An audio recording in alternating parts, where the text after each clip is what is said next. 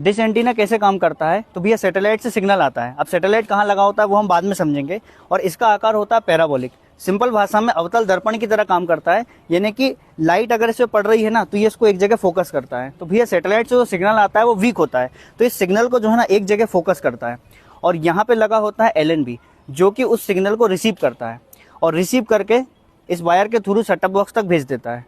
और फिर ये सिग्नल सेटअप बॉक्स के थ्रू टीवी में जाता है और टीवी उसको विजुअल कर देती है। अब भैया जो सैटेलाइट होता है वो पृथ्वी से 36,000 किलोमीटर दूरी पर होता है। इसको जियो स्टेशनरी सैटेलाइट बोलते हैं। बाकी मैं इसको डिटेल में बता दूंगा। तो भैया ये सिग्नल को हमारे घर की छतरी तक पहुंचा रहा है, तो इसके पास भी तो कहीं से सिग्नल आ रहा होगा। तो ये सिग्नल आता है अर्थ स्टेशन या अपलिंक स्टेशन से, यानी कि एक बड़ी वाली छतरी। भाई इसरो ने जो है कई शहरों में बना रखी है, जैसे कि भोपाल है, लखनऊ है, यहाँ पे स्टेशन बना रखे हैं। कुछ प्राइवेट कंपनियों के जैसे एयरटेल है, डिश टीवी है, तो इन्होंने जो है अपने अपलिंक स्टेशन बना रखे हैं। अब ये क्या करता है भाई, चैनल का मतलब क्या है, वीडियो और ऑडियो।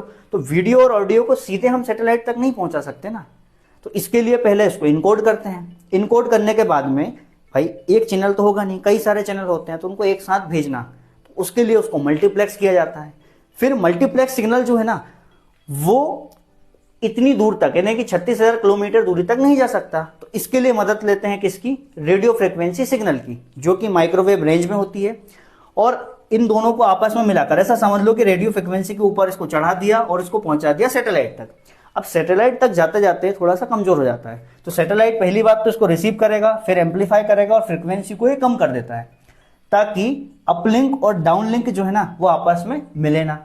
अब भैया इसने जो है जैसे 14 गीगाहर्ट्ज पे गया, तो 12 गीगाहर्ट्ज पे इसने जो है वापस से पृथ्वी पर भेज दिया।